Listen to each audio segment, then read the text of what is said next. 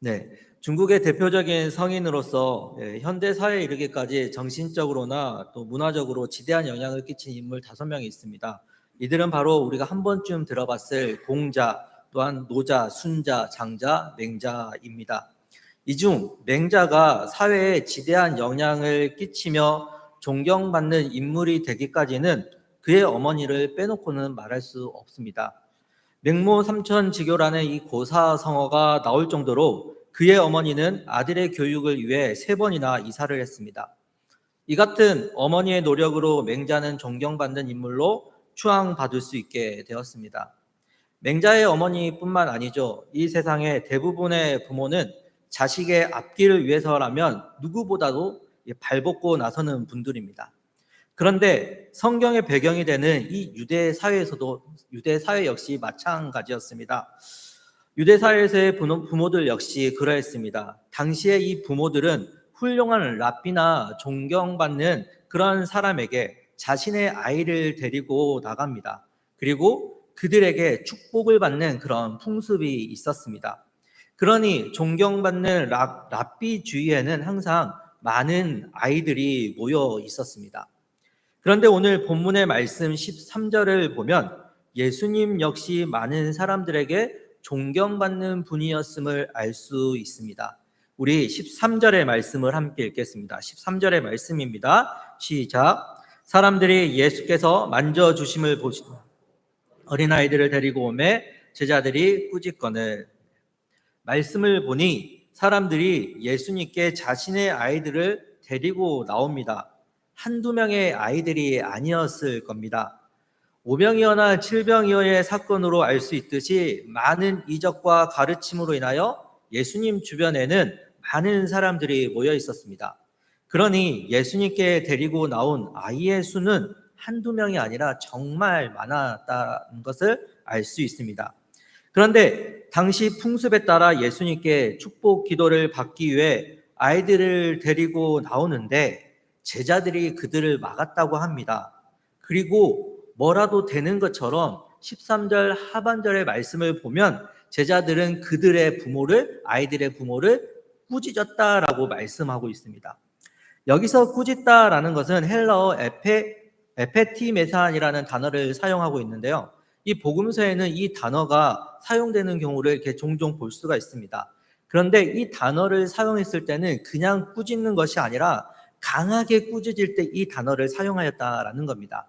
대표적으로 이 단어를 사용했을 때가 예수님께서 귀신을 쫓으셨을 때 이 에페티메산이라는 헬라어를 사용했다라고 합니다. 또한 예수님이 제자들에게 십자가에 이제는 달려 죽을 것이라고 하는 이 순한 예고를 했을 때 베드로가 뭐라고 해요? 예수님 절대 그럴 수 없습니다라고 강하게 항변을 하죠. 바로 이 강하게 항변할 때 사용하였던 단어 역시 이 에페티메산이라는 헬라어를 썼다라고 합니다. 즉 제자들이 예수님 앞으로 아이들을 데리고 온 그 부모들에게 아주 강하게 꾸짖고 질책하고 있었다라는 겁니다. 제 생각으로는 아마 이 얼굴을 붉히면서 짜증나는 말투로 그 부모들에게 막 이렇게 뭐라고 하는지 아시겠죠? 아마 그러지 않았을까 생각이 듭니다. 그렇다면 제자들은 왜 이들을 막아섰을까요? 사람들이 자신의 아이들을 데리고 옵니다. 그런데 한 가정에 한 아이만 데리고 왔을까요? 그렇지 않다고 봅니다. 양손에 아이들의 손을 잡고 등에는 한 아이를 또 들쳐업고 그런 나오는 부모들도 있었을 겁니다. 그렇게 수많은 아이들을 데려오는 모습을 보자 제자들의 마음은 어떻겠습니까? 극도로 아마 피로감이 몰려왔을 겁니다. 그리고 아이들이 조용합니까? 아니죠. 웃고 떠들고 뛰어다니고 그러지 않았겠어요? 저한테 이제 친조카가 6명이 있어요. 6명. 그 중에 남자아이만 5명이에요.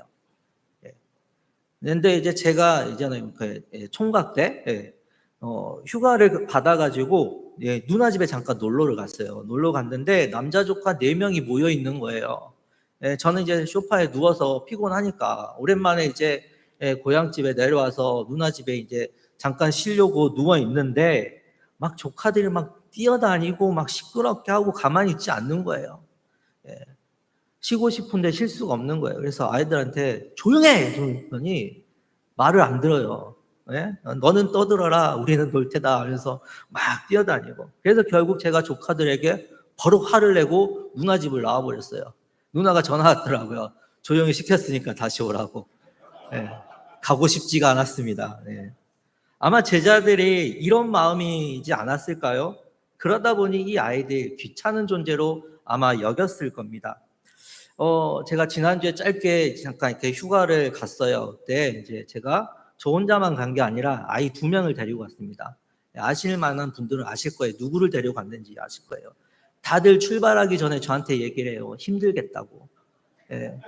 다녀온 후에는 아이 2명 데리고 다녀오느라 고생했다고. 예, 다들 그렇게 얘기를 하시더라고요. 근데 저는 예전에 그 조카를 다루던 그런 배광현이 아닙니다. 거듭났습니다. 예, 전혀 귀찮지 않았습니다. 네. 그런데 이 대부분의 사람들은 이 아이를 바로 이렇게 귀찮은 그런 존재로 여긴다라는 거죠. 제자들도 그러했을 겁니다. 그리고 예수님 또한 자신들과 같은 마음이라 생각하며 예, 부모들이 그 아이를 데리고 오는 것을 제지하며 꾸짖었을 겁니다. 그런데 예수님의 생각은 달랐다라는 겁니다. 우리 14절의 말씀을 함께 읽겠습니다. 14절의 말씀입니다. 시작. 예수께서 보시고 노하시어 이르시되 어린아이들이 내게 오는 것을 용납하고 금하지 말라. 하나님의 나라가 이런 자의 것이니라. 예수님께서는 강하게 꾸짖고 있는 그 제자들을 향해 노하셨다라고 말씀하고 있습니다. 화를 내셨다라고 말씀하고 있습니다. 예수님께서 화를 내시는 장면은 성경에 그렇게 많이 나오지 않습니다. 억울하게 붙잡혀서 십자가의 그 처형 전에 신문을 당했을 때도 예수님은 화를 내시지 않으셨습니다. 그런 예수님이 지금 제자들에게 화를 내시고 있다라고 합니다. 그만큼 제자들은 예수님이 무엇을 중요하게 여기고 있으신지를 모르고 있다라는 겁니다. 마가복음 9장 33절에서부터 37절, 오늘 우리 본문의 그 앞에 나와 있는 그런 말씀을 보면 제자들은 누가 크냐라는 그 문제로 서로 다투는 장면을 보여주고 있습니다. 이때 예수님은 37절의 말씀을 통하여서 누구든지 내 이름으로 어린아이 하나를 영접하면 나를 영접하는 거고 또 나를 영접하는 것은 나를 보내신 이를 영접한다라고 제자들에게 이야기했습니다. 즉 어린아이와 같이 약하고 소외된 자들을 겸손히 섬기는 것이 중요하다라고 가르치셨다라는 거죠. 그런데 지금 제자들이 어린아이를 데리고 온 부모에게 짜증을 내며 꾸짖을 뿐만 아니라 예수님께 나아가는 것을 그 제자들은 막아서고 있었다라는 겁니다. 여전히 제자들에게서는 섬김과 겸손의 모습은 보이지 않고 뭐라도 되는 것처럼 자신의 목소리를 내고 있다라는 겁니다. 예수님의 말씀보다 자신들의 생각과 뜻이 먼저인 모습들을 지금 보여주고 있는 거죠. 곧 예수님 위에 자신들이 있다라는 거예요. 예수님은 자신의 가르침을 따르지 않고 계속해서 높아지려고 하는 그 제자들의 모습을 보았던 겁니다. 그래서 제자들을 향한 안타까움에 대한 표현으로 화를 내신 겁니다. 즉 정신 똑바로 차리라고 화를 내셨다라는 겁니다. 뭐가 중요한지 알라라는 것입니다. 그렇게 여전히 높아지고자 하는 그들의 마음을 일깨워 주시고자 예수님은 어린아이들이 자신에게 오는 것을 용납하고 금하지 말라 말씀하십니다. 그리고 예수님 앞에서 그리스도인의 신앙이 어때야 하는지 다시 한번 말씀해 주십니다. 우리 15절의 말씀을 함께 읽겠습니다. 시작. 내가 진실로 너희에게 이르노니 누구든지 하나님의 나라를 어린아이와 같이 받들지 않는 자는 결단코 그곳에 들어가지 못하리라 하시고. 아멘. 그리스도인은 바로 예수님과 동행하는 사람입니다. 예수님과 동행하는 사람의 최종 목적지는 바로 영원한 생명이 있는 하나님의 나라입니다. 따라서 그리스도인은 어린아이 같아야 하나님 나라에 들어갈 수 있다라고 예수님은 말씀하고 있습니다. 그렇다면 어린아이와 같다라는 것은 무엇을 뜻하는 것일까요? 우리가 알다시피 어린아이는 자신의 힘으로 무언가를 할 수 있는 그러한 존재가 아닙니다. 연약한 존재입니다.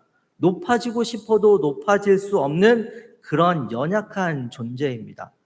제 아들이 요즘에 자꾸 뭔가를 하려고 해요. 마트에 가면 물건을 사요. 그러면 꼭 자기가 들겠대요. 힘도 없는 게. 예. 그러면 제가 그래요. 무거워서 안 된다고. 근데 꼭 하겠다고 고집을 펴요. 예. 도와주고 싶은 마음은 알겠지만 그게 저는 짜증이 나는 거예요. 예. 빨리빨리 해서 집에 가야 되는데 방해를 하고 있는 거예요. 예. 예. 근데 그런 아들이 예쁠 때가 있어요. 언제냐면 자신의 연약함을 알고 도와달라고 저에게 손을 내밀 때. 좀 전에 이제 제가 사무실에 있었어요. 예, 옆에 이제 송지현 전사님 같이 앉아 있었는데, 예, 그래서 이제 제가 이제 오늘 설교 오후에 설교를 이제 한 번 더 점검하려고 막 보고 있는데, 누가 들어왔는데 이제 직감적으로 알겠는 거예요. 아, 내 아들이구나.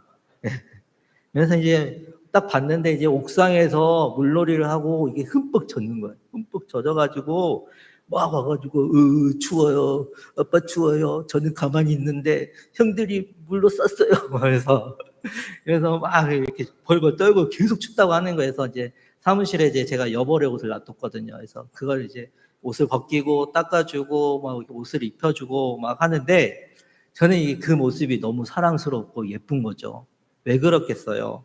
예, 아빠한테 가면 자기를 따뜻하게 해줄 거라는 것을 알고 찾아왔다라는 거예요. 예.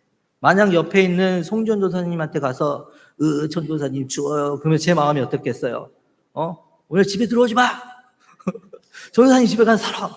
그러지 않았겠어요? 근데 저한테 찾아왔다는 거예요. 예. 그러니 저는 안아주고, 예. 또 따뜻하게 해주고, 옷을 입혀주고, 그리고 이따 집에 가서 또 꼭 안아주고, 예. 그러지 않았겠습니까? 않겠습니까? 바로 어린아이와 같다는 것은 어린아이가 부모를 신뢰하고 믿고 따르듯이 자신의 연약함을 겸손히 고백하며 하나님을 절대적으로 신뢰하고 의지하며 그분의 손을 꼭 붙들고 살아가는 그 삶이 어린아이와 같은 삶이라는 겁니다. 그런데 제자들은 그렇지 않았다라는 거예요. 예수님께 축복받기 위해 많은 아이들이 밀려올 때 그들은 너무 많은 아이들로 인하여 귀찮기도 하고 버겁다라는 그런 느낌을 받았다라는 겁니다. 그 순간 그들이 취해야 할 모습은 그 문제를 예수님 앞으로 가지고 나오는 그런 겸손함을 보여야 했습니다. 그리고 예수님의 말씀에 순종하는 모습을 보여야 했습니다. 그러나 그들은 예수님 앞에 문제를 가지고 나오지 않고 자신들의 뜻과 생각으로 그 문제를 해결하려고 하는 오만과 교만함을 보였다라는 겁니다. 우리 성도님들은 어떻습니까? 어린아이와 같이 하나님을 절대적으로 신뢰하고 의지하는 그런 겸손함을 가지고 살아가고 있습니까? 제 아들 이야기를 또 한 번 해드려서 좀 죄송하지만 그래도 하겠습니다.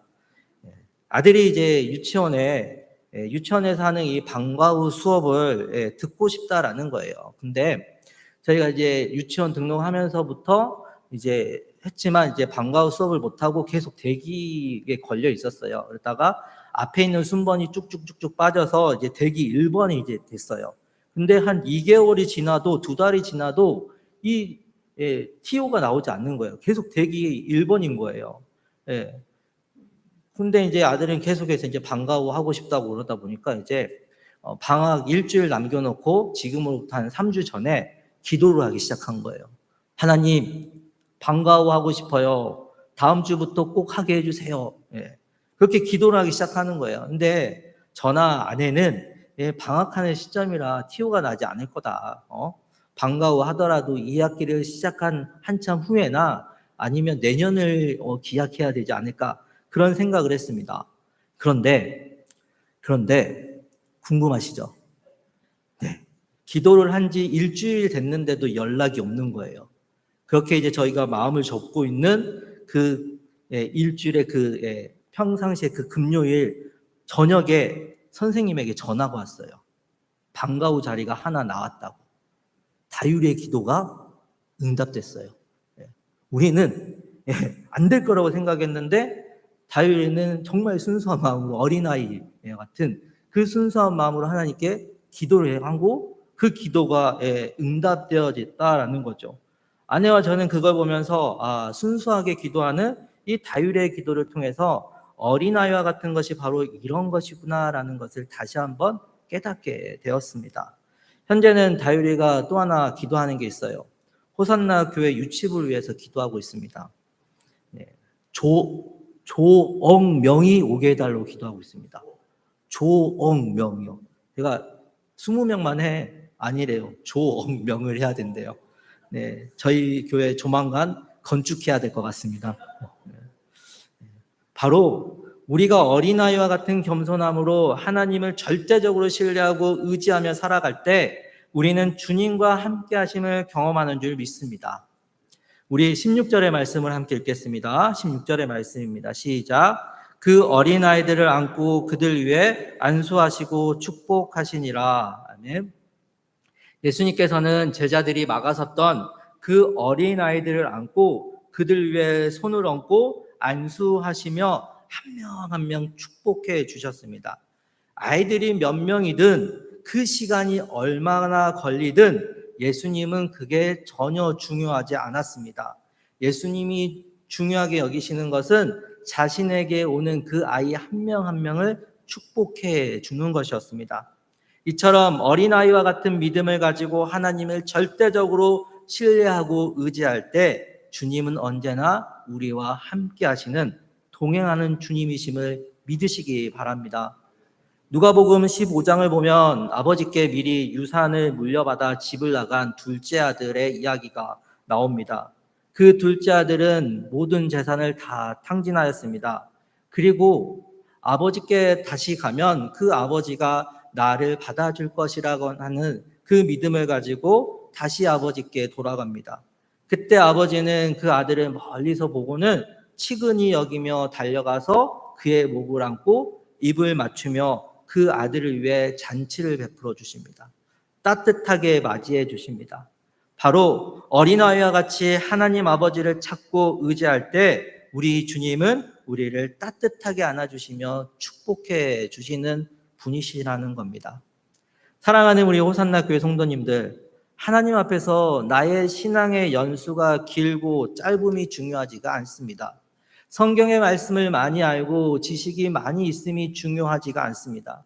중요한 건 내가 하나님을 절대적으로 신뢰하고 겸손히 그 주님 앞에 무릎 꿇고 의지하며 살아가는 어린아이와 같은 신앙이 있느냐가 중요합니다.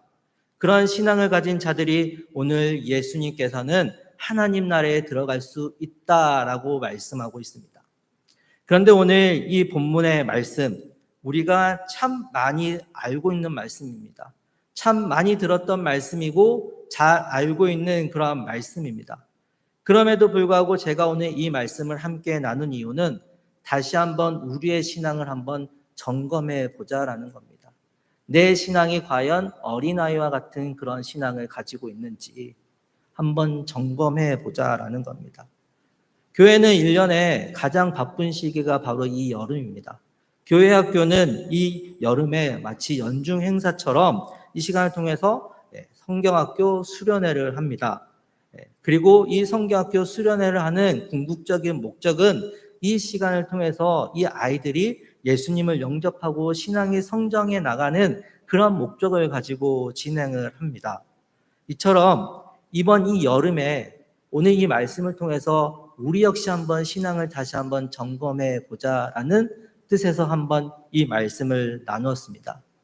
그렇게 우리 어린 아이를 볼 때 그들보다 내 신앙이 높다고 생각하지 마시고 하나님 앞에 나는 과연 이 어린아이와 같은 모습을 가지고 있는지 깊이 묵상할 수 있는 저와 우리 성도님들이 되시기를 바랍니다. 그래서 주님 앞에 더욱 어린아이와 같은 그런 겸손함을 가지고 주님을 의지하며 주님과 동행하며 살아갈 수 있는 우리 호산나 교회 성도님들이 다 되시기를 주님의 이름으로 간절히 소망합니다. 기도하시겠습니다. 사랑이 많으신 하나님 아버지, 주님께서는 오늘 말씀을 통하여 어린아이와 같아야 하나님의 나라에 들어갈 수 있다고 말씀하셨습니다. 우리에게 그동안 어린아이와 같은 모습이 있었는지를 다시 한번 돌아봅니다. 다시 오늘 말씀을 기억하며 주님 앞에 겸손함을 가지고 주님만을 의지하는 어린아이와 같은 신앙을 가지고 나아갈 수 있는 우리 모두가 되게 하여 주시옵소서.